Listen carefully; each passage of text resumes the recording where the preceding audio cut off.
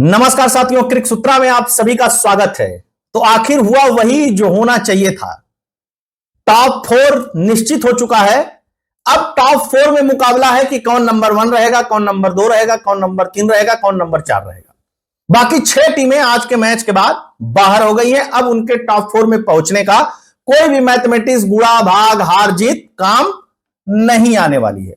मुंबई एक ऐसी टीम थी जिसके बारे में कहा जाता था कि इस बार इसका पहुंचना मुश्किल है, क्योंकि मुंबई की शुरुआत बहुत खराब हुई थी। एकदम नीचे चल रही थी चेन्नई सुपर किंग और इन सबों के लाइन में।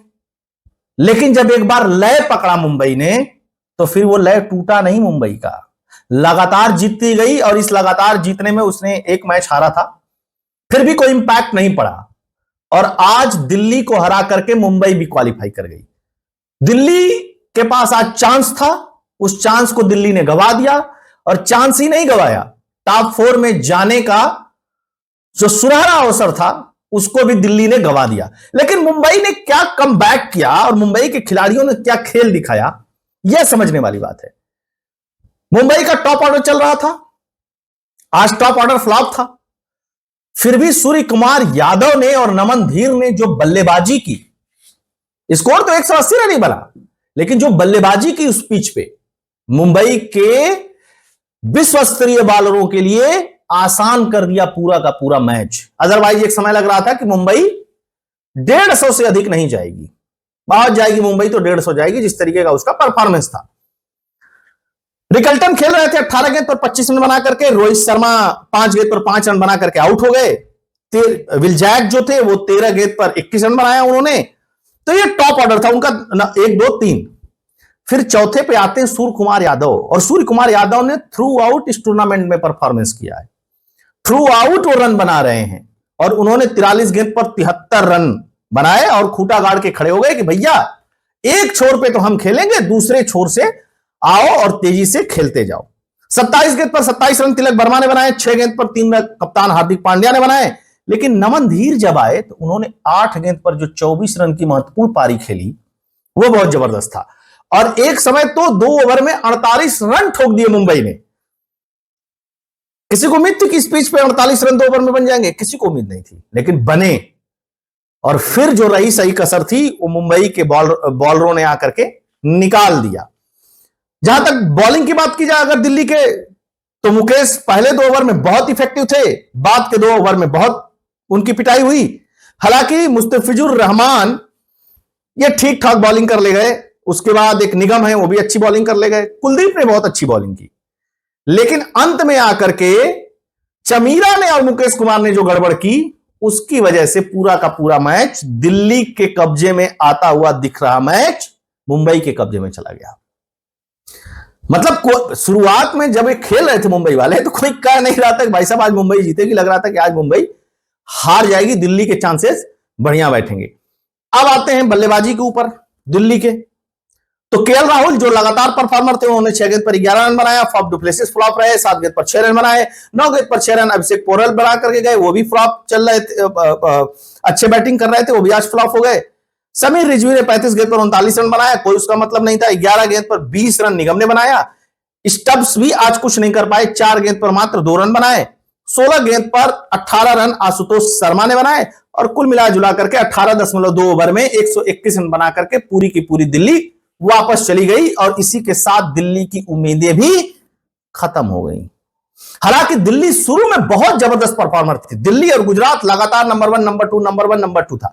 हम लोगों को भी लग रहा था कि 2-3 मैच निकाल लेंगे तो ये लोगों का पहुंचना आसान हो जाएगा, लेकिन वो भी मैच नहीं जीत पाए और लगातार हारते रहे। हालांकि गुजरात का भी क्रम टूटा था, लेकिन गुजरात ने उसको वापस से रिवाइव किया, टीम को वापस से मोटिवेट किया और फिर से जीत की पटरी पर लेकर के आए। तो अंक तालिका की अगर बात, तो अंक तालिका में क्या है?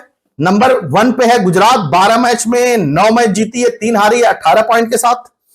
12 मैच में 8 मैच जीत करके 1 मैच ड्रॉ रहा। आरसीबी है 17 पॉइंट के साथ दूसरे नंबर पे। पंजाब है तीसरे नंबर पे 17 पॉइंट के साथ। मुंबई है चौथे नंबर पे 16 पॉइंट के साथ। अब दिल्ली का एक मैच बनता है, दिल्ली अगर जीतती भी है तो उसके 15 पॉइंट होंगे, जाने का कोई मतलब नहीं है। केकेआर के भी 14 पॉइंट होंगे, कोई मतलब नहीं है। बाकी लखनऊ, सनराइजर हैदराबाद, राजस्थान रॉयल्स और सीएसके ये पहले ही टूर्नामेंट से बाहर हो चुकी हैं। तो अगर किसी को सीखना है तो मुंबई से कमबैक सीखे कि किस तरीके से कमबैक होता है। अब बॉलरों की बात की जाए अगर मुंबई की, अब भाई साहब इनके पास तो पहले से ही जसप्रीत बुमराह जैसा बॉलर है और उसने 3.2 ओवर में मात्र 12 रन देकर के 3 विकेट लिए। दोनों ही ने पूरी तरीके से कमर तोड़ करके रख दी। हालांकि बॉलिंग सबने अच्छी की, अगर एक करण शर्मा को छोड़ दिया जाए, करण शर्मा थोड़े महंगे रहे और एक ओवर विल जैक ने फेंका, विकेट भी लिए, हालांकि वो भी महंगे रहे, एक ओवर में 16 रन दिए, तो अदरवाइज बॉलिंग सबकी अच्छी थी। सेंटनर ने और जसप्रीत बुमराह ने पूरी की पूरी दिल्ली को लपेट करके कहा कि भैया अब आप जाइए दिल्ली में और छोले भटूरे खाइए, है ना। अब आपका इस टूर्नामेंट में बोरिया बिस्तरा बांधा जाता है और बांध भी दिया। इसीलिए कहता हूं कि क्रिकेट में कोई भी भविष्यवाणी करना खतरे से खाली नहीं होता है।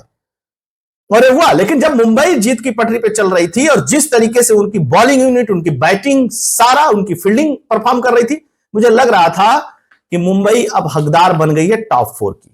टूर्नामेंट का परिणाम क्या होगा ये तो आने वाला समय बताएगा, लेकिन अब जो है आईपीएल इन मात्र 4 टीमों का रह गया है, क्योंकि जो टॉप की 2 टीमें रहेंगी उनको हारने के बाद भी एक मौका मिलेगा और जो नीचे की 2 टीमें रहेंगी उनको कोई मौका नहीं मिलता है हारने के बाद आगे जाने का।